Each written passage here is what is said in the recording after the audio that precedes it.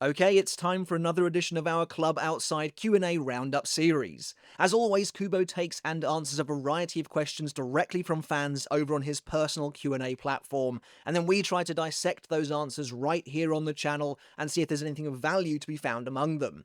A lot of the time, Kubo's comments are a mix of light-hearted chatter and fluff, but sometimes we are given real, genuine insight into the story and world of Bleach that for whatever reason simply wasn't found in the original material.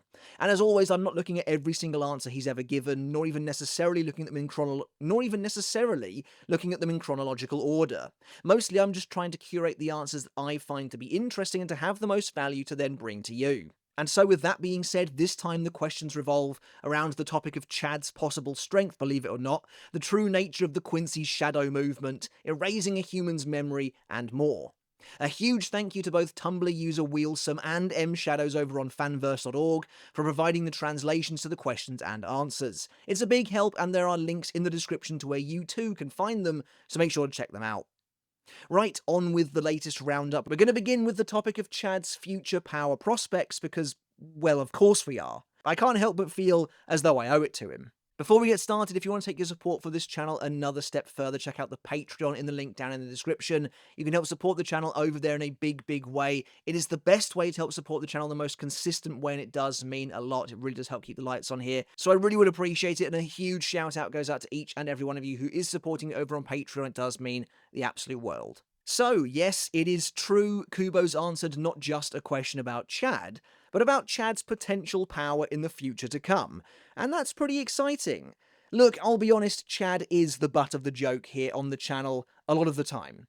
He's literally been the subject of at least 2 of my April Fool's videos in a row, I think, but that doesn't mean that I don't want the best for him. In fact, my dressing down of the character comes from a position of wanting and believing that he deserved better, that he deserved more. And with the Thousand Year Blood War arc anime about to debut his greatest battle yet against an army of faceless stone statues while his friends all fight real characters, now is as opportune a time as any to discuss his potential strength that he likely doesn't yet have. For years and years, the community speculated that Chad's unique brand of power that began simply with the first most basic form of his Bravo Derecha del Gigante before his time in Hueco Mundo upgraded his right arm, while also bestowing him with a new, offensive left arm in Brazo Izquierda del Diablo, would one day cover his entire body. I mean, it makes sense, right? His power is unique among Bleach characters, particularly that main group of heroes, in that his strength takes the form of physical armor that covers his arms. It was totally reasonable, I would say, to expect his power to continue to grow and evolve over the course of the series, perhaps one day extending to his legs, maybe his torso, and yes, eventually, even his head as well. There was a lot of fan art over the years depicting Chad as such. Community sentiment was pretty high on the idea. It certainly felt like the natural endgame of Chad's power, which was later discovered to be a Fullbring, would be some kind of completed suit of armor, but that never came to pass. Instead, the total opposite happened. Whatever tangible growth Chad experienced came to a screeching halt after he acquired his left arm during his battle with Gantenbane.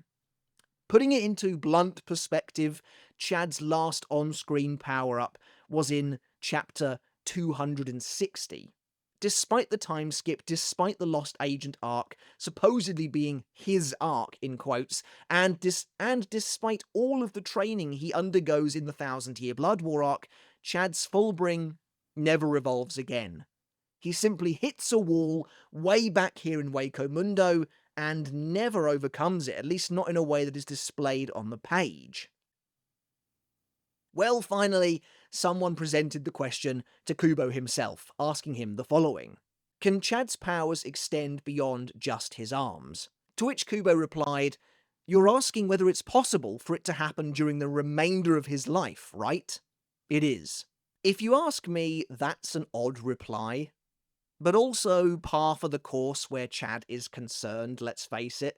It seems to me that Kubo is implying that while yes, Chad's power could extend beyond just his arms, that ain't happening anytime soon. Which to me feels a little ridiculous, considering not only just how much Chad has trained over the course of the story, but also how, let's face it, fairly small the gains have seemingly been since Waco Mundo. I'd say he's facing pretty severe diminishing returns at this point. He's now at the stage, thanks to the anime by the way, not the manga, where we know that he can deflect the wind generated by Gerard's slash. Great.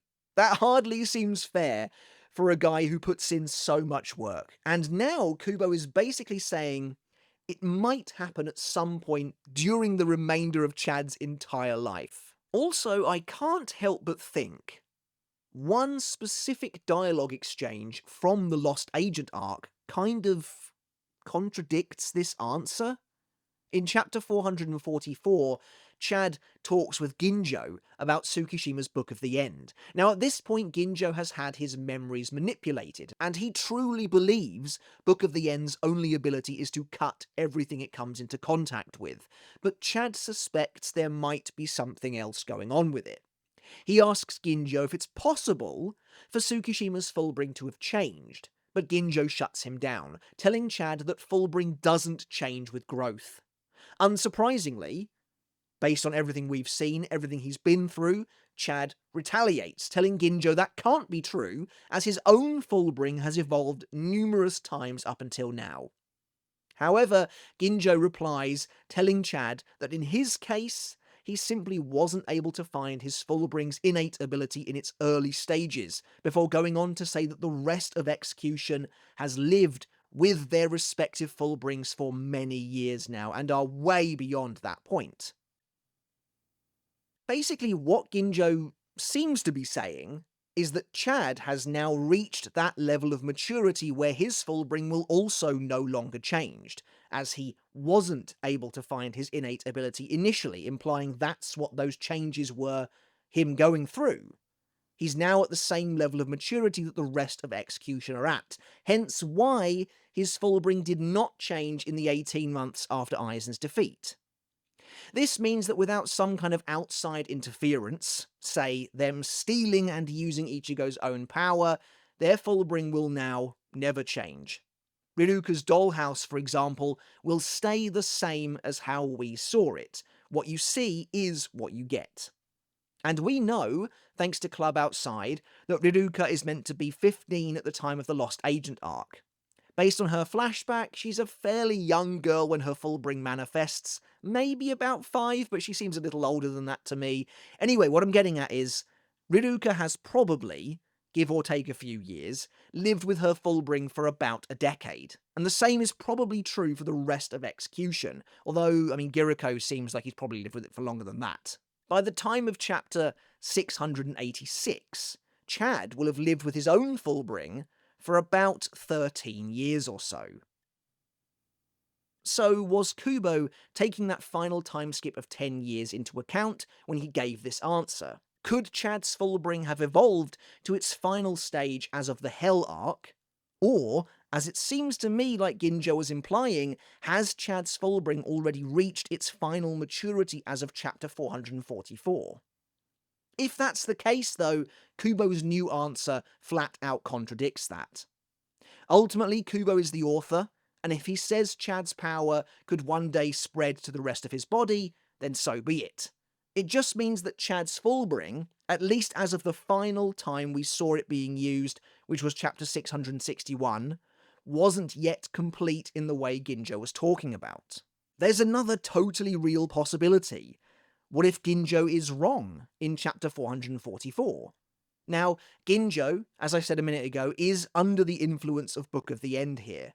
So he's not actively trying to deceive Chad. Instead, he's offering what he believes to be the full, actual truth. But what if he's mistaken? He's wrong about Tsukishima's power, after all, but the only thing I don't necessarily like about this theory is why would changing Ginjo's past regarding who Tsukishima is, regarding what Book of the End can do, affect Ginjo's actual blanket, universal knowledge of Fullbring itself? Everything else he's said so far has been taken as gospel. and has proven true, so why wouldn't this one little exchange? Either way, it is weird to me. What if we actually see an evolution of Chad's power in Core 4 when he faces the statues alongside Ganju? That would certainly be interesting and a big surprise, but I'm not expecting it. Anyway, those are my thoughts on Chad potentially completing his Fullbring armor in the future, as people have wanted for, well, a very long time now. If Kubo says it can happen, then I guess it can happen, but then I really wish we'd seen even a lick of it in the manga, considering the amount of time that's passed between chapter 260 and, well, the end of the series. Before we continue, guys, consider hitting subscribe down below if you enjoyed this content, if you enjoyed this kind of video and you'll see more just like it from the channel. It does help out a lot. Maybe you're new here, maybe you haven't yet hit subscribe for whatever reason. Well, if you're part of the over 50% of the viewers that haven't yet hit subscribe, it is quick, it's free, it's easy to do, and it does help me out a lot, so I would greatly appreciate it. And thank you all very much for the continued support. Next up, Kubo answered a question regarding the various different gateway techniques used by the individual races of Bleach. So, specifically the techniques that allow for characters to move between the different realms. And for the most part, the answer is fairly self-explanatory. It's one of those questions that didn't really need to be asked, to be totally honest. However, Kubo actually inserted an interesting piece of additional lore into his answer that surprised me a bit, and so I wanted to talk about that in particular here today. So, to begin, he was asked the following question, which I've rewritten slightly to make more sense, but the essence is exactly the same. Can techniques such as Senkaimon, Garganta, and Shadow Movement only be easily used on the spot by members of their respective races? Furthermore, if someone possesses elements of 2 or more races, could they potentially learn the movement techniques of each of their respective races? Before we move on to Kubo's answer, I'm not sure if the person asking the question got themselves a little wrapped up here, as the second part of their question specifies movement techniques.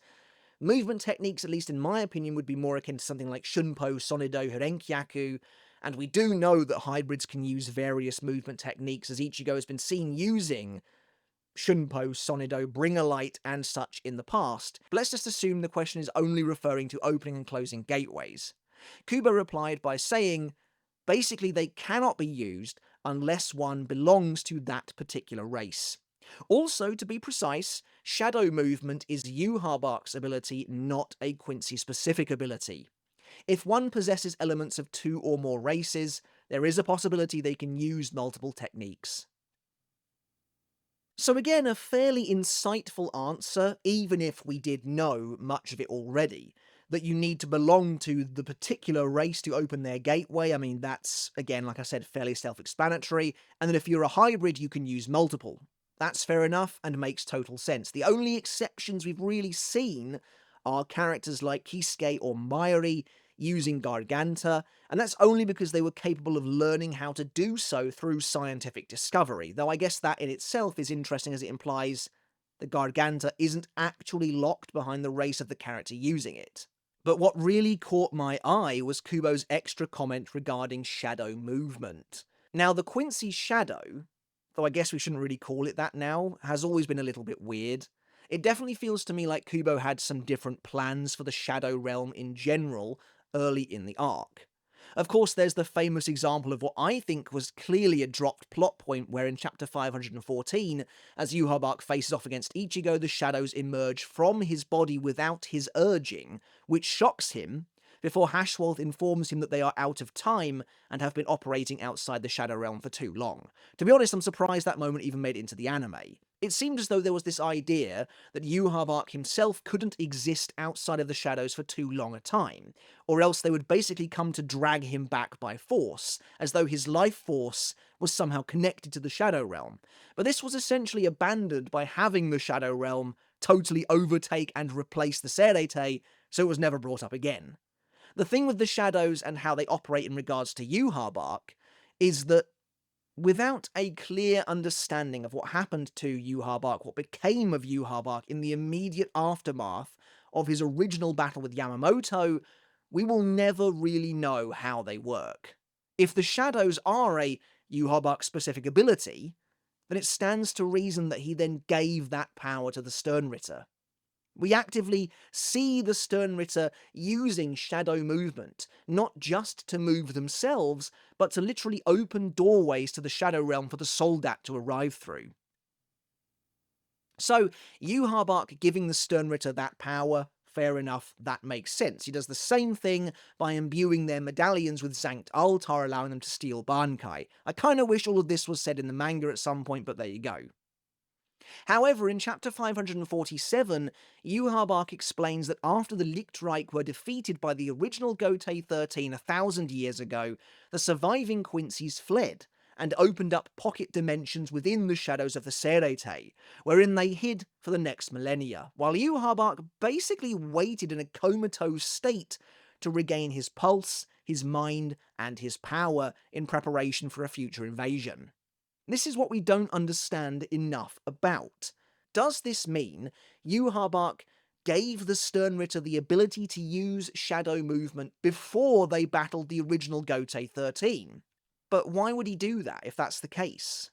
Before the idea of them hiding in the shadows even existed, unless that was always their retreat contingency. If he didn't give them the power to open the shadows before the battle, maybe Yhwach himself opened the pocket dimension in the shadows while heavily weakened, and then before falling into his comatose state. And again, don't forget, I'm kind of speculating here. We don't know that he was literally comatose, but the Kaiser Gesang outright states that he had to regain his pulse, so he was basically dead for 900 odd years after that battle, though of course he wasn't actually killed. And to go on top of that, he was known as the sealed Quincy King in his own people's legend. Again, we do not have enough information pertaining to the state that Yhwach was in after Yamamoto defeated him. Was he well enough to flee the Serete and open the shadow portals before giving that power to his Sternritter? That seems unlikely to me, to be completely honest, but with Kubo's newest answer, it is really one of the only ways that makes sense. Unless, as I said earlier, perhaps he gave it to them before the battle, as that was always the retreat plan. In chapter 547, Yhwach quite explicitly says my Quincy's were the ones to open the shadows. And again, if it's the case that Yhwach himself was too weakened immediately after the battle against Yamamoto, then did they carry Yhwach out of there somehow? Perhaps into the shadows. But then you can't help but think Yamamoto would have known where they were hiding, or at least had some idea that they were in the shadows, and would never have given up the search.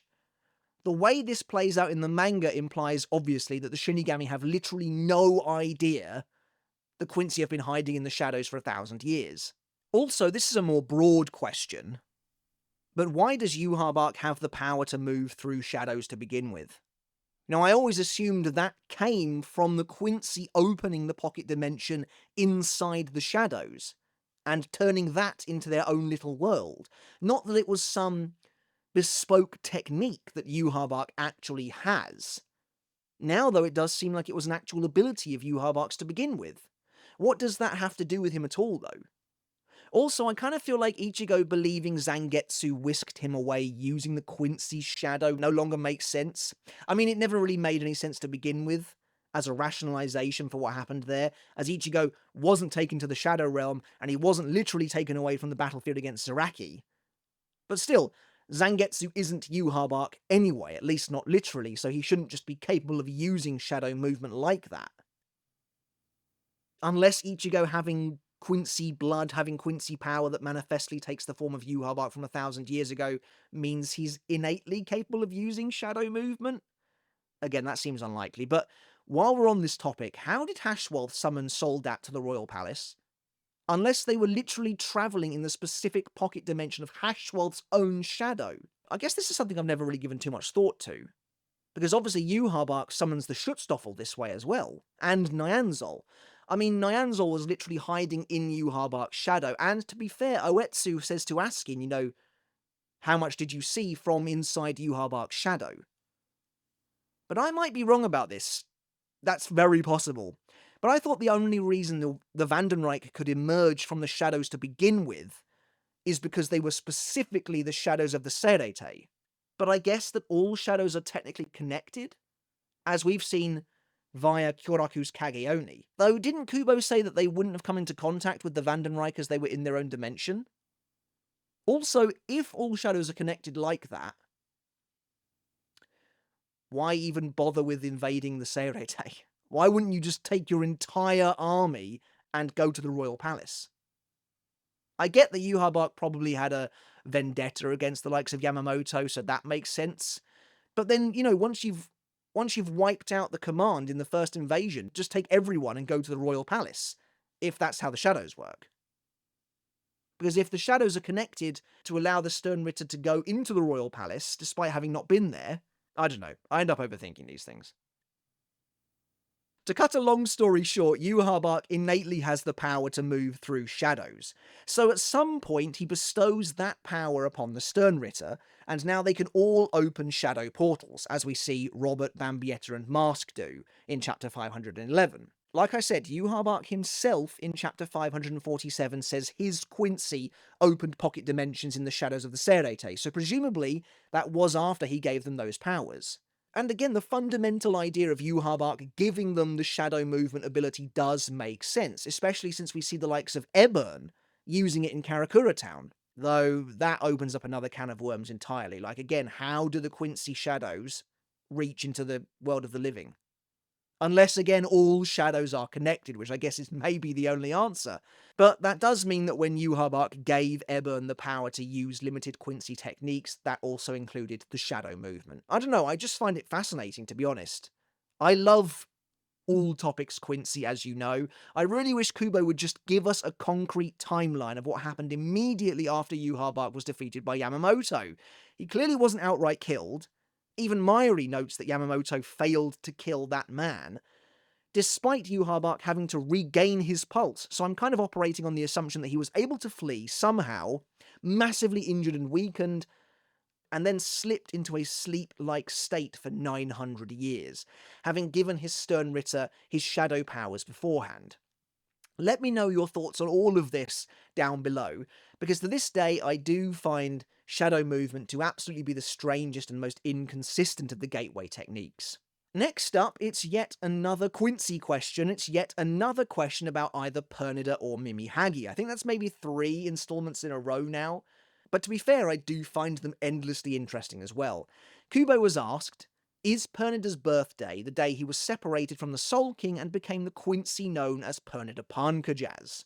To which Kubo replied, yes. Pretty straightforward, right? Pernida's birthday is apparently January 19th, so that's that. Except, not quite. In fact, it's the Thousand Year Blood War Arc anime that's once again added an additional layer to this one in particular. The reason being that the day Pernida was separated from the Soul King, and the day it became the Quincy known as Pernida Pankajaz, seem likely to me to be 2 totally different days. We see in the anime that Ichibei is wielding the left arm himself when he meets with Yhwach only 1,000 years prior to the story, after which Yhwach then takes Pernida from Ichibei. In reality, the left arm was likely split from Adnias many, many years prior to that meeting taking place, potentially hundreds of thousands of years. Now that being said, even if that is true, that doesn't necessarily mean that this doesn't work. During its battle with Mayuri, Pernida notes that it has always been a Quincy, and Kubo also revealed in a relatively recent Q&A that Pernida, not Yhwach, gave itself its name. So it's totally possible that Pernida named itself the very day it was separated from Adnias, but perhaps before it was then collected by Ichibei. Again, we don't really know what that looked like either. The notion of Pernida having always been Quincy is definitely an interesting one, though. Again, the timeline this far back is a little messy, it's a bit hazy, but that would presumably predate Yhwach's arrival in the world of the living, right? Since the Friend Saga notes that it was only 1,200 years prior to the main story when Yhwach first appeared, whereas the Soul King was split apart way before that. It's been said as well that the Quincy started with Yhwach, but we can assume that's only the modern day version of what a Quincy is. I'm just curious as to whether Pernida knew the term Quincy from the moment it split from Rayo, or if that's just something it's come to adopt under Yhwach. It's also totally possible that we shouldn't be taking this question and answer too literally. Obviously, the person asking the question says, was that the day it became known as the Quincy Pernida Jazz? But that maybe shouldn't be taken so literally. Honestly, though, perhaps the weirdest aspect of this question and answer to me, though, is that if the left arm took on the name Pernida the very day it was split from Rayo, that means it became sentient immediately, which I honestly didn't expect. Is the same true of Mimihagi as well? Even though it was enshrined within Rukongai for thousands of years. Again, there's nothing to say this isn't possible. Or isn't the case. I'm just surprised by it, that's all. I thought perhaps the separated limbs gained sentience over a slow burn period of being on their own. But if they were their own entities immediately, I actually think that says something very different about Rayo's power, to be honest. Again, I would love to know your thoughts down below. Okay, but finally, this one shouldn't take too much time, though it's still interesting all the same. Kubo has asked the following question, which reads, when using a Kikan Shinki memory replacement device on humans, isn't there any risk that the user themselves could get caught in the process and have their own memories replaced? To which Kubo replied, no, there's no such risk. It simply never came up in the story, but the one Rukia used was a joke gadget that Kisuke gave her, though it functions perfectly fine, which was a unique model. While the regular one erases memory using a sound that only beings from the world of the living can hear. So again, it's a bit of a redundant question, to be totally honest. Like, of course, there's no risk to the Shinigami, or else they wouldn't use it. The R&D department is more than capable of coming up with technology that frankly surpasses this, so it should come as no surprise. But I do like the tidbit of information on how the memory replacement device should normally work to begin with. That's actually pretty cool. Alright, but that's it for today's video and the latest installment of the Klub Outside Q&A Roundup series. As always, I hope you enjoyed it. I'm taking something of value away from it as well. I think actually there's room for some great discussions this time, specifically around the first and second topic, the topic of Chad's true potential power, and of course the topic of Yhwach's shadow movement ability. Let me know your thoughts on all of that down in the comments below. I'd absolutely love to read them. Alright everyone, once again, consider hitting subscribe down below to help us reach 300,000 subs, the next major milestone on our journey. You've all been coming out in big support of the channel lately, and I do greatly appreciate it. Let's keep the push going. It really would help out enormously. And check out the Patreon as well, using the link down in the description. A massive thank you to all of the new patrons who have joined recently. The channel's going to need your support more than ever going into Core 4, and again, I really do appreciate each and every one of you for turning out on all of these videos. Again, it really means a lot, and it does help out enormously. Alright guys, well, until next time, I'll catch you later, and I'll see you then.